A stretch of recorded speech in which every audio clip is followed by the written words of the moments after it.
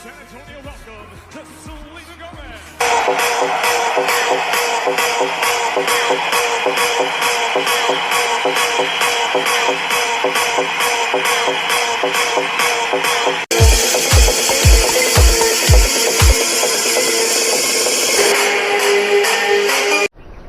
बंद करो, हाथ जोड़ के मैं मोदी साहब से गुजारिश करता हूँ।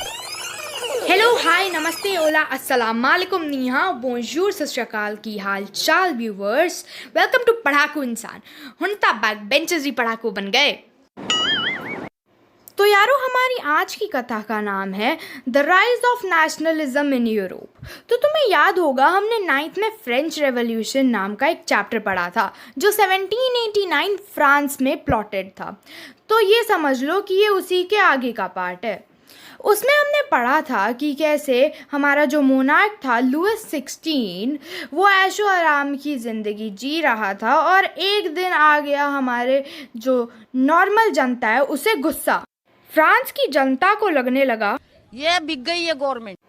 इसके बाद फ्रांस के लोगों ने एक रिवॉल्ट कर कर हमारा जो मोनार्क था लुइस 16 उसको हटा दिया और उन लोगों ने डिसाइड किया कि अब हम लोग एक डेमोक्रेसी बनाएंगे, अब जनता का राज होगा। मोनार्क से कॉमन पीपल में जो ट्रांसफ़र ऑफ पावर हुआ, इसी पूरे किस्से को लोग फ्रेंच रेवोल्यूशन के नाम से जानते हैं। अगर अब पेपर में तुमसे रेवोल्यूशन का डिफाइन पूछे तो लिख देना रिवॉल्ट अगेंस्ट द मोनार्क और king for democracy and rights. और जैसा कि तुम लोगों को पता ही होगा, मोनार्की मतलब वो शासन जिसमें एक राजा के हाथ में सारी पावर होती है और वही रूल करता है। वहीं पे जो हमारी डेमोक्रेसी है वो बिल्कुल अपोजिट होती है। डेमोक्रेसी में हमारी जो जनता होती है, जो common people, citizens of the nation होते हैं, वो सब मिलके एक इलेक्शन के द्वारा वोटिंग प्रोसेस से अपना एक रिप्रेजेंटेटिव चूज़ करते हैं और वो रिप्रेजेंटेटिव उनके बिहाफ पर डिसीजन लेता है। रिप्रेजेंटेटिव जैसे हमारे जो पॉलिटिशियंस वगैरह होते हैं। तो अब आगे बढ़ते हैं एक इम्पॉर्टेंट टॉपिक की तरफ, major changes during the French revolution. तो अब सभी ध्यान से सुनना क्योंकि इसके सारे पॉइंट बड़े इंपॉर्टेंट हैं। Point number 1, transfer of power. तो हमें पॉइंट नंबर 1 में लिखना है कि कैसे हमारा जो मोनार्क था उसकी पावर जो है कॉमन सिटीजन्स के पास चली गई और अब हमारी जनता का राज आ गया था। और जैसा कि जनता चाहती थी, उन लोगों ने किंग को ओवरथ्रो कर कर डेमोक्रेसी इस्टेब्लिश कर दी। तो अब हमारा दूसरा पॉइंट है बॉट अ न्यू फ्लैग। तो अब फ्रांस के जो सिटीजन्स थे उन्होंने एक नया फ्लैग लाया जो कि ट्राई कलर था और वो blue, white and red colour का था, जिसमें ब्लू फ्रीडम, वाइट इक्वालिटी और रेड ब्रदरहुड को सिंबलाइज करता था। तो हमारा थर्ड पॉइंट होगा कि the people of France declared French as their national language. तो अब तक फ्रांस में मेजॉरिटी पॉपुलेशन फ्रेंच स्पीकिंग थी और अब उन्होंने फ्रेंच को अपनी नेशनल लैंग्वेज डिक्लेयर कर दिया था। तो हमारा फोर्थ पॉइंट होगा कि a new national anthem was compose. तो फ्रांस के लोगों ने मार्सिये नाम का अपना एक नेशनल एंथम कंपोज किया था।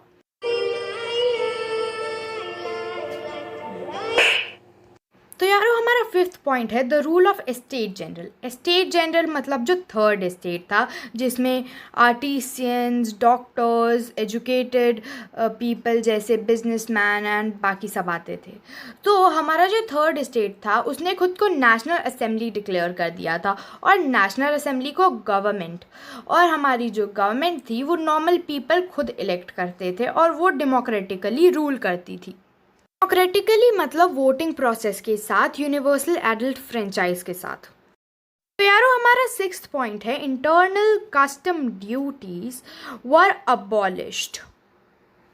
तो यारो, जैसा कि तुमको याद होगा, ओल्ड रिजीम में सोसाइटी 3 पार्ट्स में डिवाइडेड थी, फर्स्ट स्टेट, सेकंड स्टेट और थर्ड स्टेट। फर्स्ट स्टेट में आते थे क्लर्जी और सेकंड स्टेट में आते थे नोबेलिटी और थर्ड स्टेट में हमारे जो कॉमन पीपल थे, आम जनता। साइड जहाँ पे क्लर्जी और नोबिलिटी फर्स्ट स्टेट और second state feudal privileges enjoy करते थे, वहीं हमारा जो थर्ड स्टेट है कॉमन पीपल यानी आम जनता, वो टैक्सेशन बर्डन के नीचे था। तो अब इस सब को हटा दिया गया, मतलब अब फ्यूडल प्रिविलेजेस नहीं होंगे, यानी जो हमारा थर्ड स्टेट है उसको सेकंड और फर्स्ट स्टेट को कोई भी सर्विसेज नहीं देनी पड़ेंगी फॉर फ्री, और टैक्सेशन सबके ऊपर था अब कि अब किसी को भी कोई प्रिविलेज नहीं मिलेगी और सबको टैक्सेस भरने पड़ेंगे।